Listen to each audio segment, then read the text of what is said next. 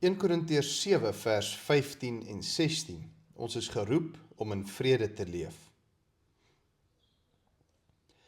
As die ongelowige egter wil skei, laat hy skei. In sulke gevalle is die broer of suster nie gebonde nie. God het julle egter geroep om in vrede te leef. Want hoe weet jy, vrou, of jy nie jou man sal red nie? Of hoe weet jy, man, of jy nie jou vrou sal red nie? In hierdie verse vind ons die tweede Bybelse gronde vir egskeiding. Die eerste gronde vir egskeiding is ontrouheid in die huwelik, soos ons in Matteus 19 lees. Daar sê die Here Jesus Christus dit, maar hy sê dit is weens die hardheid van julle harte.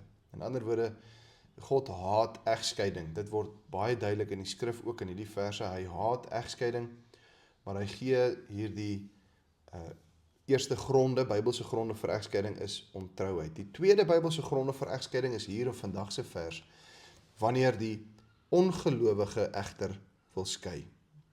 Wanneer die ongelowige egter wil skei, laat hy skei. Nou onthou in die vorige verse het ons gesien, die situasie waarbinne hierdie vraag gevra word, die konteks van die gemeente. Dis twee mense wat as ongelowiges getroud is, maar mettertyd het een van hierdie partye, een persoon in die huwelik het tot geloof gekom, maar nie die ander een nie. Dit is die situasie, dis die konteks van hierdie verse. En nou is die vraag, wat moet hierdie Christen in so 'n huwelik nou maak? En Paulus sê, jy moet getroud bly. Jy moet die vrede bewaar. Jy moet soek daarna om in hierdie verhouding te bly, want die onheiligheid van die ongelowige smeer nie op jou af nie, eintlik die reinheid van die gelowige smeer af op die ongelowige. Dit is 'n baie platvloerse manier om dit te probeer verduidelik, maar hopelik kom die gedagte deur. Dit is wat die vorige verse gesê het, is dat die ongelowige geheilig word deur die gelowige. So, dis wenslik om getroud te bly, goed. Maar wat as die ongelowige gewoon weier? Die ongelowige wil nie meer in hierdie verhouding wees nie, die ongelowige wil skei. In sulke gevalle sê die apostel Paulus, laat hy skei. In sulke gevalle, verder in vers 15, in sulke gevalle is die broer of suster nie gebonde nie. In ander woorde, dit is toelaatbaar, dit is 'n Bybelse grond om dan wel te skei. Nou, dit beteken, as hulle nie meer gebonde is nie, dan beteken dit hulle is vry om weer te trou. Hierdie woord gebonde het die konnektasie van slawerny. In ander woorde, die Christen kan nie die ongelowige as 'n slaaf aanhou nie, om dit nou baie oordrewe te sê. Hy kan nie die ongelowige forceer om in die huwelik te bly nie. As die ongelowige eenvoudig nie in die huwelik wil bly nie, en daar is pogings van versoening, daar is pogings om in die verhouding te bly, die Christen wil wel die verhouding maak werk, maar die ongelowige weier, dan kan hulle uit mekaar gaan, dan kan hulle skei, en dan is hulle vry om weer te trou, hulle is nie gebonde nie. Iets wat 'n mens hierby moet noem, is die baie belangrike beginsel wat ons moet handhaaf. God het julle egter geroep om in vrede te leef. In ander woorde, die Christen is derentyd op soek na vrede. Dit is die prinsipiële gedagte wat ons hier vashou, dat vrede moet heers. So die Christen maak dit nie absoluut onuithoudbaar vir die ongelowige, sodat die ongelowige uiteindelik sê, goed, hy gaan loop nie. Of die Christen manipuleer nie die situasie so dat die ongelowige sal loop nie. Die Christen se oogmerk is vrede, die Christen se oogmerk is om hierdie huwelik te maak werk, om in hierdie verhouding te bly. Maar, soos ek dan gesê het, as die situasie om dan so uitspeel, dat die ongelowige weier, dan is hulle vry om te skei en weer te trou. Selfs al sou die ongelowige besluit, hy wil skei, die egskeiding vind plaas, dan nog moet die Christen alles in sy vermoë doen, die broer of suster, die gelowige broer of suster, alles in sy vermoë doen, om dit 'n vredevolle egskeiding te maak. Dit klink amper so ietsie, dit klink amper soos 'n weerspreking, 'n vredevolle egskeiding, maar die bedoeling van wat ek probeer sê is, dat daar nie in die egskeidingsproses of na die egskeiding so derentyd twis en onmin en wrokke en woede teenoor mekaar moet wees nie. Maar as hulle dan besluit om uitmekaar te gaan, dan moet die Christen ook in daai uitmekaar gaan proses en die pad vorentoe soek om vrede te verkry, om met mekaar te kan versoen, in die sin dat, hoewel hulle dan nie meer getroud is nie, dat hulle mekaar dan ten minste nog in die oë kan kyk en vriendelik met mekaar kan wees, dat daar vrede kan wees.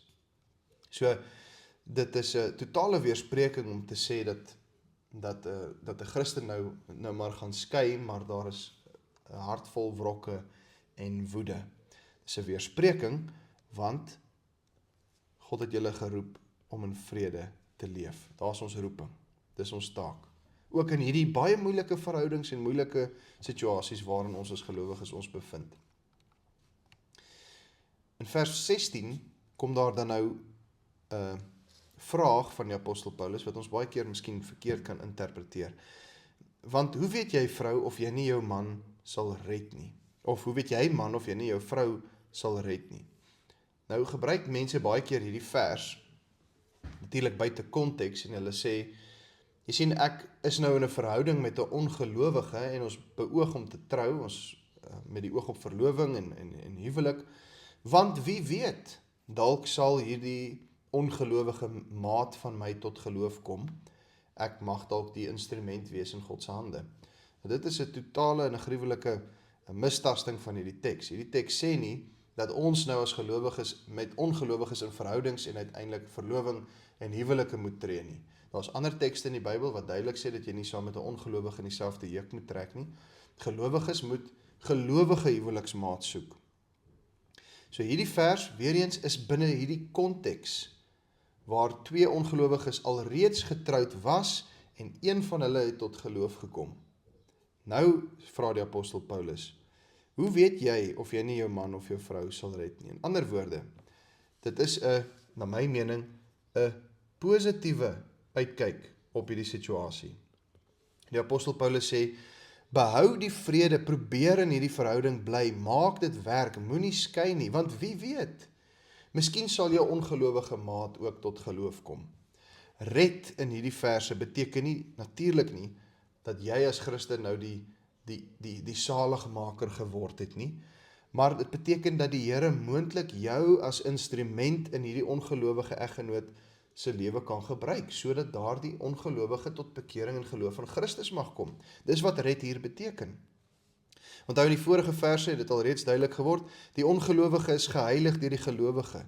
Daar's hierdie verbondskonnektasie, die ongelowige is binne in hierdie verbondseëninge ingetrek. So dis alreeds 'n geweldige, gunstige, voordelige situasie vir hierdie ongelowige om in te wees. Genade situasie waarin hy is. En wie weet, miskien beskik die Here dit so dat deur die optrede van die gelowige, dat die ongelowige ook gered mag word, tot geloof sal kom. En dit weet 'n mens nie. Daarom sê die apostel Paulus, as jou maat 'n ongelowige is, moenie onmiddellik skei nie binne hierdie konteks, binne hierdie situasie nie, maar hou dit in gedagte dat God moontlik ook jou eggenoot tot geloof mag bring deur jou optrede, deur jou woorde, deur jou getuienis. Dit is 'n moontlikheid. Maar ja, inderdaad so, ons weet nie. Hoe weet jy? Ons weet nie. So aan die een kant, bly in hierdie verhouding, want jy weet nie, dalk kom jou eggenoot tot geloof, maar aan die ander kant, as dit onder geen omstandighede werk nie, en hierdie ongelowige weier en wil loop en wil skei, en jy probeer die vrede bewaar, maar dit wil nie, dit kan nie. Die ongelowige wil loop, dan is hy nie gebonden nie, jy kan nie van hom 'n slaaf, jy kan nie van haar 'n slaaf maak nie, dan moet jy skei. Want jy weet ook nie, jy weet nie of daardie ongelowige tot geloof gaan kom of nie. Dit is wonderlik dat ons hierdie verwagting, hierdie positiewe uitkyk mag hê, dat die Here ons as instrumente gebruik in die lewe van ons eggenote. Maar ons hou vas aan die soewereine wil van God, dat hy alleen weet. Sekere dinge is vir ons verborge. En ons tree op in gehoorsaamheid, geloof, vertroue, terwyl ons die Here se woord navolg. Dit alles doen ons met die wete dat daar dinge is wat vir ons net nie duidelik is nie. Dinge wat net nie vir ons op hierdie stadium verstaanbaar is nie. En ons vertrou dat die Here in sy goeie wil dinge sal beskik na die beste van sy kerk, van sy gelowiges, sy kinders en uiteindelik tot eer van sy naam. Kom ons bid saam. Vader, ons bid en vra dat U ons sal help om te onthou dat ons geroep is om in vrede te lewe, veral in vrede te lewe in die verhoudings waarin U ons gestel het, en in vrede te lewe in die verhoudings met ons eggenote, met ons huismense. Gee ons die krag, gee ons die insig om so vrede te soek met alle mense, so ver dit vir ons moontlik is. Amen.